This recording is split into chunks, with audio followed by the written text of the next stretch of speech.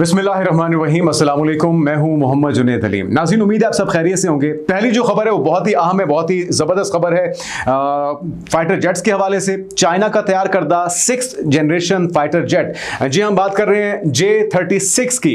अभी मखमसे में डाला हुआ था J-35 ने कि वो जब आएगा मैदान में तो क्या गजब ढाएगा अपने मुखालफिन पर। लेकिन उससे पहले जो खबर सामने आ चुकी है वो 6th generation monster fighter jet की है, जिसकी तरबेती परवाज, जो पहली तरबेती परवाज थी, उसके विजुअल्स कुछ आम शहरियों ने रिकॉर्ड किए हैं और वो इस वक्त सोशल मीडिया के ऊपर वायरल है, जिसको देख के पूरी दुनिया शशदर है कि क्या जिन तैयार किया है, क्या मॉन्स्टर तैयार किया है चाइना ने अपने मुखालफिन के लिए। और यकीनी तौर पर जिस तरह से J-10C खबरों में आने से पहले, पाकिस्तान की तरफ से आजमाए जाने से पहले और J-10C से राफेल गिराए जाने से पहले बिल्कुल मंजर से गायब था, उसी तरह से यकीनी तौर पर मुस्तकबिल में ये तैयारा भी पाकिस्तान एयरफोर्स के जरिए इस्तेमाल आएगा। लेकिन क्या कैपेबिलिटीज हैं, किन खुसूसियात का हामिल है ये फाइटर जेट, इसकी कुछ तफसीलात आपके साथ शेयर करेंगे। फिर आपको बताएंगे कि पाकिस्तान ने एक जदीद लेजर गन तैयार की है नाज़रीन, क्योंकि मौजूदा जंगें और आने वाली जो मुस्तकबिल की जंगें हैं उसके अंदर ड्रोन टेक्नोलॉजी का अहम किरदार होगा। तो पाकिस्तान ने उसका तोड़ तैयार कर लिया है एक लेजर गन की सूरत में। पाकिस्तान ने डोमेस्टिकली इस लेजर गन को तैयार किया है ड्रोन्स को तबाह करने के लिए, उन्हें जैम करने के लिए। इससे मुतल्लिक कुछ अहम मालूमात आप तक पहुंचाएंगे। फिर आपको बताएंगे उस बॉम्ब के बारे में जो कि टैरिफ की सूरत में अमेरिका ने गिराया है भारत के ऊपर। मुमकिना तौर पे इसकी वजूहात क्या हैं, मुख्तलिफ एंगल्स हैं जो कि समझना बहुत ज़रूरी है कि आखिर ऐसा रवैया अमेरिका की तरफ से भारत के साथ क्यों रवा रखा जा रहा है। तो कुछ फैक्ट्स आपके साथ शेयर करेंगे और फिर आपको बताएंगे कि इसका जवाब देने का, पलटकर वार करने का फैसला भारत ने भी किया है। क्या वार किया है ये आपको बताएंगे, क्योंकि खबरें आ रही थी कि F-35 खरीदने का इरादा रखता है। दिलचस्पी का इजहार डोनाल्ड ट्रंप कर चुके थे कि हम ये चाहते हैं कि भारत उनसे F-35 खरीदे। लेकिन अब इस डील को खटाई में पड़ता हम देख रहे हैं, क्योंकि इसका जवाब और जो नया मौकिफ है, ब्लूमबर्ग की तरफ से भी एक रिपोर्ट शाया की गई है F-35 को लेकर। भारत ने अब अपने ख्यालात का, अपने इरादे का इजहार कर दिया है। इसकी तफसीलात आपके साथ शेयर करेंगे और साथ में अमेरिका से नाराजगी का खौफ भी भारत के अंदर पाया जाता है। अपनी 4 रिफाइनरीज को मना कर दिया है रूस से मजीद तेल खरीदने पर, क्योंकि यह भी एक बुनियादी वजह है अमेरिका की भारत से नाराजगी की। तो इसकी कुछ तफसीलात आपके साथ शेयर करेंगे। फिर आपको बताएंगे कि अमेरिका ने पाकिस्तान पर टैरिफ 29% से कम करके अब 19% कर दिया है। गो के तवक्को तो हमें इससे ज्यादा की थी, लेकिन बहरहाल 19% पे महदूद किया है इस टैरिफ को। और इसके अलावा पाकिस्तान को अमेरिकी खामतेल की पहली खेप अक्टूबर में मिलने जा रही है, उसकी तफसीलात आपके साथ शेयर करेंगे। और आखिर में आपको बताएंगे कि ईरानी सदर कल पाकिस्तान पहुंच रहे हैं, मुमकिन उनके मसरूफियात क्या होंगी इस दौरे में, ये भी आपको बताएंगे।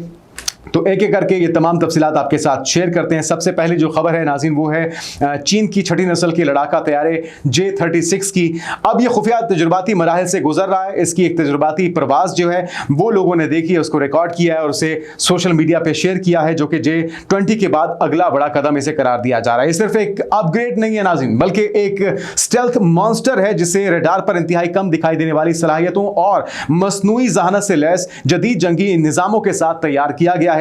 और इसके अलावा अफवाहों के मुताबिक यह कहा जा रहा है कि यह तैयारा मैक 2.5 से ज्यादा रफ्तार हासिल कर सकता है और इसे बुलंदी पर फिजाई गलबे और गहराई में हमले के डिजाइन के लिए खास तौर पर तैयार किया गया है। इसके अलावा जदीद इलेक्ट्रॉनिक क्लॉकिंग टेक्नोलॉजी इसके अंदर है और इसकी मदद से यह मगरबी दुनिया की जदीद तरीन रडार से भी तकरीबन पोशीदा रहता है, उनको नजर भी नहीं आएगा और अपनी कार्रवाई करके वापस लौट चुका होगा। यह तवील फासले तक मार करने वाले मिसाइलों और मुस्तकबिल में ड्रोन्स के साथ इंजमाम की सलाहियत रखता है। हम बात कर रहे हैं J-36 की, यानी कि यह तैयारा दुश्मन पर वार करेगा और इससे कबल के वो दिखाई दे ये अपनी कार्रवाई मुकम्मल कर चुका होगा, जिसका पैगाम ये है कि अगली नस्ल की फिजाई जंग शुरू हो चुकी है और चाइना उसमें सबकत ले जाता दिखाई दे रहा है। अभी मुख्तलिफ ममालिक में, अगर हम इंडिया की बात करें तो वो 5th जनरेशन की, 6th जनरेशन की प्रोटोटाइप्स की बातें कर रहे हैं। बनाना तो दूर की बात, चाइना ने तैयार भी कर दिया है और इंशाल्लाह मुस्तकबिल करीब में ये पाकिस्तान को हैंड ओवर भी किया जाएगा। इसके अलावा अगर दीगर इसकी क्वालिटीज की बात की जाए, AI और पायलट का इम्तिजाज, खुदकार जंगी निजाम और पायलट की मुआवनत,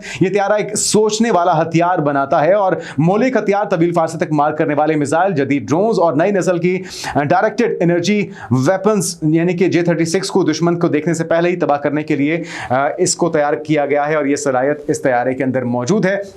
तो इसके जो विजुअल्स हैं वो यकीनी तौर पे खुशाइंद हैं और बहुत ज़्यादा मुसरत का बायस हैं। चाइनीज़ के लिए तो है ही, पाकिस्तानियों के लिए भी हैं। और हम इस ज़बरदस्त काविश पर, इस शाहकार के बनाने पर चाइनीज़ जो टेक्नीशियंस हैं, जो उनकी फोर्सेस हैं, उनको मुबारकबाद पेश करते हैं।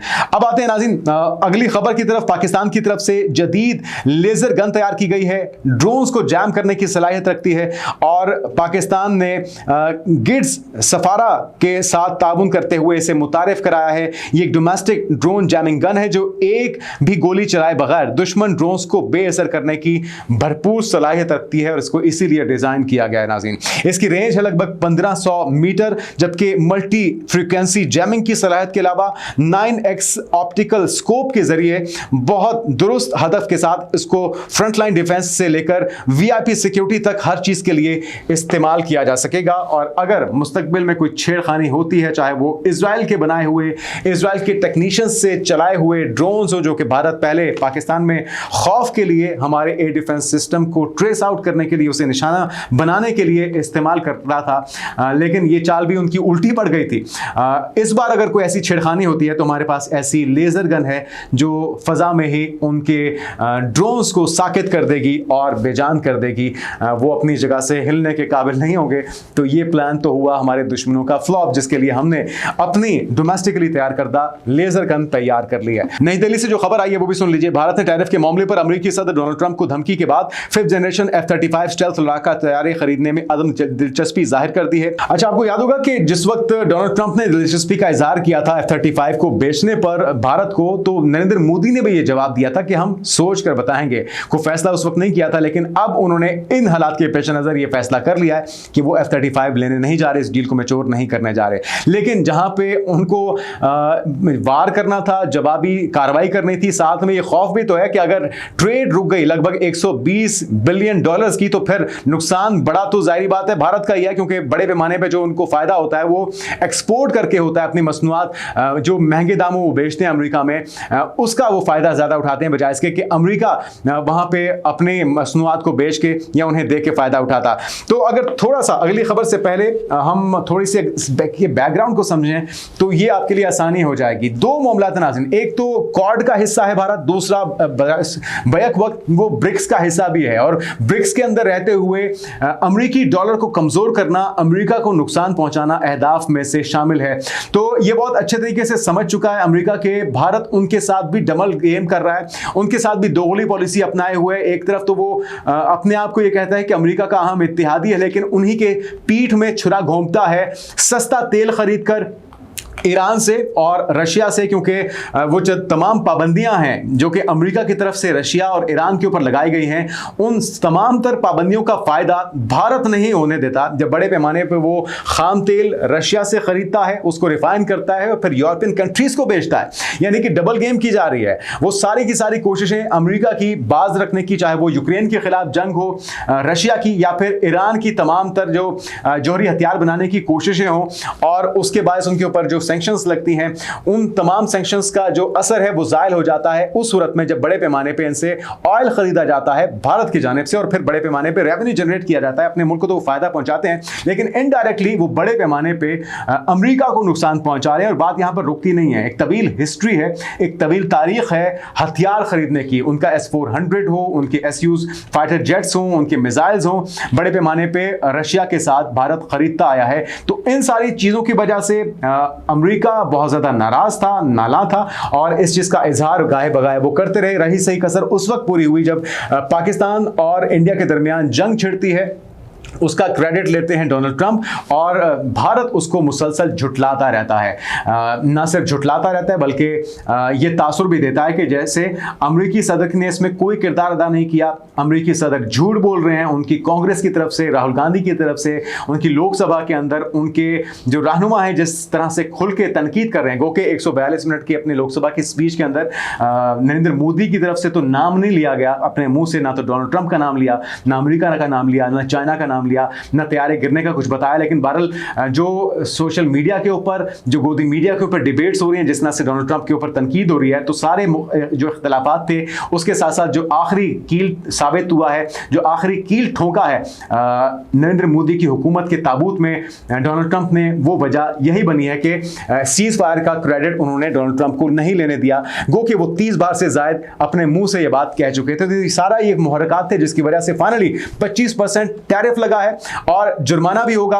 और साथ में अब जो एक नई चीज है पाकिस्तान के हवाले से उन्होंने कहा कि ना सिर्फ पाकिस्तान के साथ ट्रेड डील हो चुकी है, पाकिस्तान के साथ ड्रिलिंग होगी। एक्सॉन कंपनी के बारे में कहा जा रहा है कि वो तेल के ज़खायर तलाश करेंगे, बल्कि उन्होंने साथ में एक जो जलती पे तेल का काम किया है, उनके जख्मों पे नमक छिड़का है वो इस तरह से कि शायद हो सकता है आने वाले दिनों में भारत पाकिस्तान से तेल खरीदे या पाकिस्तान भारत को तेल एक्सपोर्ट करे। तो ये सारा वो बैकग्राउंड है जिसकी वजह से अब फाइनली 4 रिफाइनरीज ने, भारत की ऐसी रिफाइनरी से इन्होंने रूस से तेल की खरीदारी रोक दी है।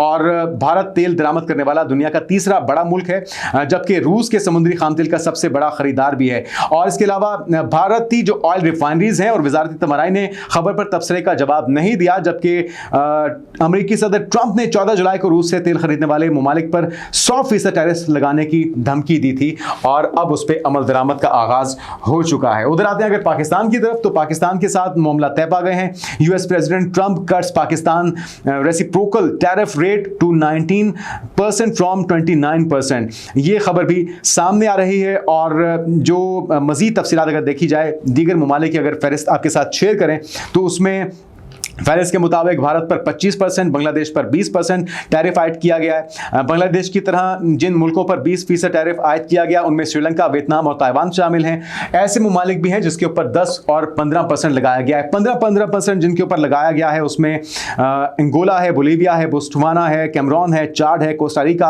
आइवरी कोस्ट है, Congo, Ecuador, Guinea, Fiji, Ghana, Guyana, Iceland, Israel, Japan, उर्दन, Lesotho, Madagascar, Malawi, Mauritius, Mozambique, Namibia, मोरो, न्यूजीलैंड, नाइजीरिया, शिमाली मकदूनिया है, नॉर्वे है, पापुआ न्यू गिनी है, जनूबी कोरिया है और ट्रिनिडाद एंड टोबागो है, युगांडा है और वेनेजुएला, ज़ाम्बिया, जिम्बाब्वे, ये सारे ममालिक हैं जिनके ऊपर 15% लगाया गया है। खैर पाकिस्तान भी तवक्को तो यही कर रहा था कि लगभग 15% के करीब टैरिफ लगाया जाएगा। बहरहाल इंडिया से कम है और एक अच्छा सुनहरी मौका है पाकिस्तान के पास कि वो अपनी ट्रेड डील्स को बेहतर करे, यूरोप के अंदर अपनी मसनूआत की रसाई को यकीनी बनाए। लेकिन हमें ज़्यादा खुश नहीं होना चाहिए। डोनाल्ड ट्रंप की तरफ से जो तारीफें की जा रही हैं बुनियादी तौर पे ये वो सारी बैकग्राउंड है जो कि मैंने आपको बताया, जिसकी वजह से इंडिया को टीज करने के लिए पाकिस्तान की इतनी तरफदारी की जा रही है, पाकिस्तान के हक में ये सारे जो बयानात आ रहे हैं, इसका बैकग्राउंड ये है। लेकिन बहरहाल इस चीज को पूरी तरह से यूटिलाइज करना है, पाकिस्तान को इन हाउस ऑर्डर लाते हुए अपने आप को तमाम सियासी कुव्वतों को एक पेज पे लाने की जरूरत है, माहौल को साजगार बनाने की जरूरत है, सी पैक को मजीद तेजी से बढ़ाएं और अपने मफादात में फैसले करें, तो फिर सब पाकिस्तान के लिए बेहतर ही होगा इंशाल्लाह। अच्छा जी, जो पहली खेप पहुंच रही है वो भी आपको बता देते हैं। अमेरिका से मुआहदे के बाद पाकिस्तान का तेल साफ करने वाला सबसे बड़ा कारखाना जो है सिनर्जी, पहली मरतबा कसीरुल मुल्क की तवानाई कंपनी वेटोल के जरिए अक्टूबर में 10 लाख बैरल अमरीकी तेल दरामद करेगा। और इसके अलावा बातचीत का आगाज हो चुका है। अमरीकी सदर डोनाल्ड ट्रंप ने पाकिस्तान से दरामद पर 29% टैरिफ आयद करने की धमकी दी थी, लेकिन अब इस मामले को रिविजिट करते हुए उसे 19% कर दिया है। और साथ में अमेरिकी सदर डोनाल्ड ट्रंप ने इस हवाले से जुमेरात को कहा था कि पाकिस्तान और अमेरिका तेल के बड़े ज़खायर बनाने के लिए, बढ़ाने के लिए भी मिलकर काम कर रहे हैं। और उनका ये भी कहना था कि हम अब ऐसी कंपनी की तलाश कर रहे हैं जो इस शराकतदारी की क़यादत करेगी। तो अब देखते हैं कि एक्सॉन है या कोई और कंपनी, बहरहाल ये बहुत ही सूदमंद हो सकता है पाकिस्तान के लिए, पाकिस्तान की आने वाली जनरेशंस के लिए। अगली खबर नाज़रीन खुशाइंद है। पाकिस्तान का दोस्त बरादर इस्लामी मुल्क ईरान, जिसके सदर मसूद पेज़ेश्कियान कल पाकिस्तान पहुंच रहे हैं। 2 रोज़ का उनका दौरा होगा। क्या मसरूफियात रहेंगी मुख्तसरन आपको बताते हैं। और अगर उसके अंदर देखा जाए बुनियादी तौर पर पाकिस्तान की आवाम का और पाकिस्तान की हुकूमत का शुक्रिया अदा करने के लिए वो आ रहे हैं, जिस तरह से वो चट्टान की तरह मुश्किल वक्त में अपने दोस्त के साथ, अपने भाई के साथ खड़ा रहा। तो कहना यह था उनका कि पाकिस्तान की हुकूमत और अवाम ने ईरान का भरपूर साथ दिया, पहाड़ की तरह साथ खड़े हुए। वो पहले लाहौर जाकर अल्लामा इकबाल रहमतुल्लाह अलैह के मज़ार पर हाजिरी देंगे। ईरान के सफ़ीर से जो गुज़श्ता रोज़ इंटरव्यू हुआ पाकिस्तानी मीडिया पे, रज़ा अमीर मुकद्दम ने ये सारी बातें कही हैं। उनके साथ एक वफ़द भी होगा नाज़रीन, और उसके अंदर वज़ीर ख़ारजा भी होंगे, सद अब्बास इराक़ची, सीनियर वज़रा और दीगर आला हुकाम भी उनके वक्त में शामिल होंगे।